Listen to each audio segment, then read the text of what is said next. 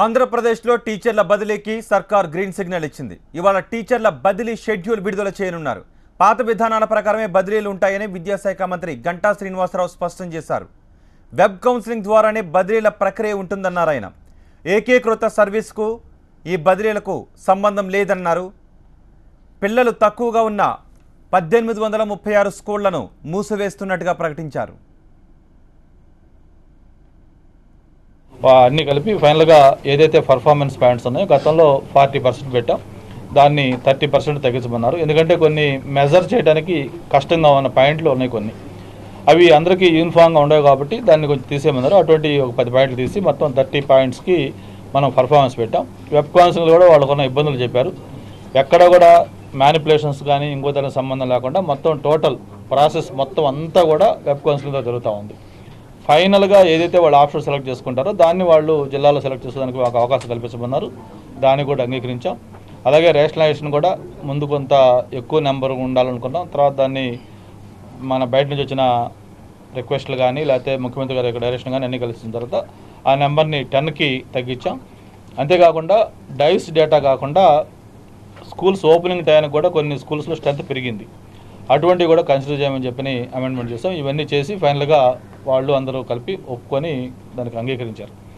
ఈలోపు మనకి unified service మీరు అన్నట్లు అది క్లియర్ అయింది, ఎన్నో వాళ్ళు పెండింగ్ ఉంది. దాంట్లో కొన్ని ప్రమోషన్స్ ఇవన్నీ వస్తాయి కాబట్టి కొంత టైం ఇచ్చి అన్ని కంప్లీట్ అయినా చేసుకుంటే బాగుంటుంది అనేది కొంత చర్చ కూడా వచ్చింది. దాన్ని కూడా వాళ్ళతో ఆ రోజు చెప్పడం జరిగింది. వాళ్ళు ఆలోచించుకొని చెప్పని చెప్పాం. అయితే మెజారిటీ ఇంకా అది మళ్ళీ యూనిఫైడ్ సర్వీసెస్ రావటం, ప్రమోషన్స్ అవన్నీ ఒక 2-3 నెలలు ప్రాసెస్ కాబట్టి అప్పటిదాకా దీన్ని ఆపడం కరెక్ట్ కాదు. దీన్ని యాజ్ ఇట్ ఈస్గా చేస్తే బాగుంటుందని చెప్పని మెజారిటీ చెప్పారు. అందుకే ఇప్పుడు సెక్రటరీ గారు కూడా రామన్నాం, కమిషనర్ గారు కూడా వస్తున్నారు. మనం ఈరోజు షెడ్యూల్ రిలీజ్ చేస్తా ఉన్నాం.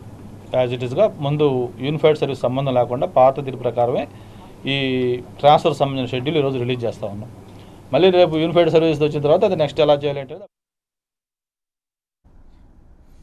Rajiv Gandhi University of Knowledge టెక్నాలజీస్కు ఎంపికైన విద్యార్థుల జాబితా విడుదలైంది.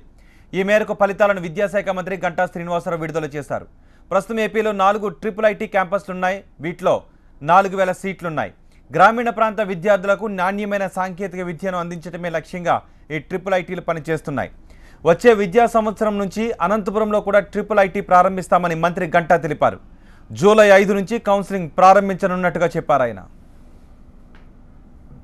కౌన్సిలింగ్ జూలై 5 నుంచి నూజివీడు, ఇడుపులపాయలో సైమల్టేనియస్గా జరుగుతూ ఉంది. అంటే నూజివీడుకు సంబంధించి జూలై 5, 6, అలాగే శ్రీకాకుళంది జూలై 7, 8 ఈ 2 కూడా నూజివీడు క్యాంపస్లో జరుగుతూ ఉన్నాయి. అలాగే ఇడుపులపాయ క్యాంపస్లో జూలై 5, 6 ఇడుపులపాయ, 7, 8 ఒంగోలు, ఇట్లా 2 సెంటర్స్లో 2 డేట్ల ప్రకారం 4 క్యాంపస్లకి ఈ కౌన్సిలింగ్ జరుగుతూ ఉంది. First phase general counselling deals with 3743 seats ఇందాక చెప్పాను ఆల్రెడీ. ఇందులో బాయ్స్ 1613, గర్ల్స్ 2130.